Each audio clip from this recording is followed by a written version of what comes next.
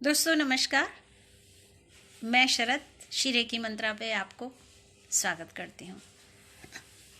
दोस्तों आज हम जानेंगे कि रेकी चिकित्सा के अंतर्गत मार्जन क्या है, आकर्षण क्या है, विकर्षण क्या है, जीवनी शक्ति क्या करती है, जीवनी शक्ति निर्बल होती है तो क्या होता है, ये सारी चीज़ों को जानेंगे।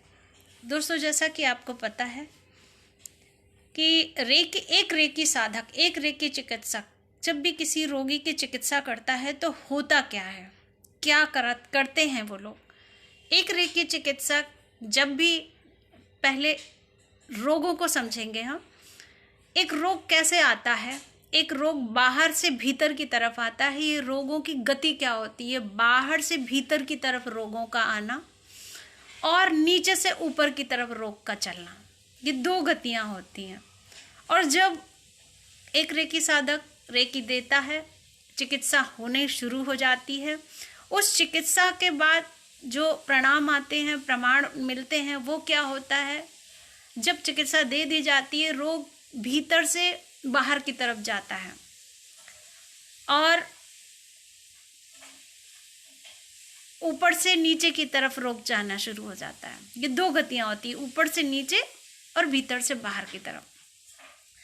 अब भीतर की ओर बाहर से जो रोग आ रहा होता है, उस किसी भी व्यक्ति की जब प्राण जीवनी शक्ति, जो प्रकृति की दी हुई प्रकृति प्रदत्त चीज है, जीवनी शक्ति है, वो निर्बल हो जाती है तो रोग आते हैं। और जब प्रकृति प्रदत्त ये निर्बल जीवनी शक्ति कमजोर पड़ने के साथ रोग बढ़ता है, उस इंसान की प्रकृति प्रदत्त जीवनी शक्ति की मदद करने के लिए रेकी चिकित्सा दी जाती है। वो रेकी चिकित्सा मदद करती है, उसकी प्राण जीवनी शक्ति को बढ़ाती है।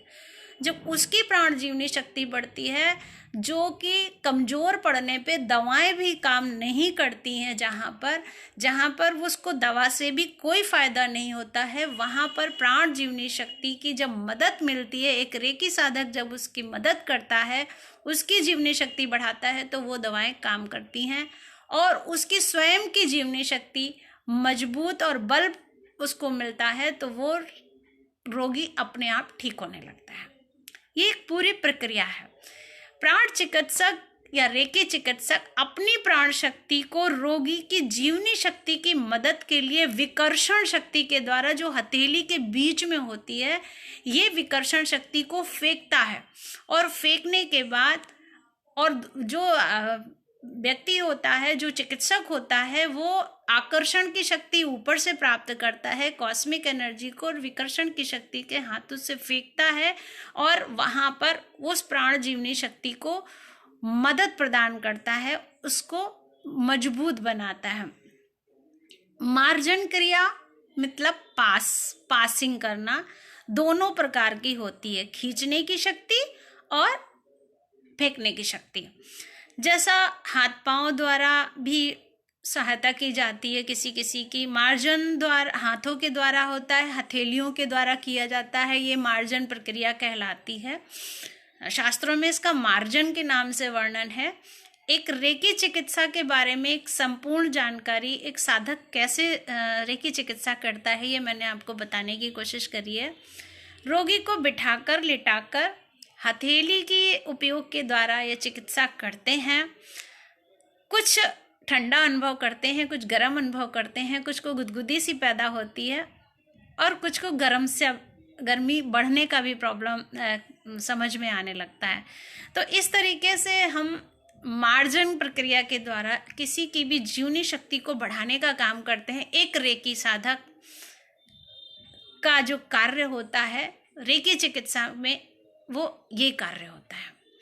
दोस्तों आगे हम जानेंगे कि हर मार्जन के पश्चात रोगी के शरीर में क्या होता है और एक चिकित्सक के शरीर में क्या होता है, एक चिकित्सक के शरीर में क्या परिवर्तन आ सकते हैं और एक रोगी के शरीर में क्या परिवर्तन आते हैं। ये सभी दोनों चीज़ों को जानने के लिए हमारा अगला वीडियो ज़रूर देखें, ज़रूर पसंद करेंगे, प्रैक्टिकल करेंगे और रेकी को पूरी तरीके से जानेंगे।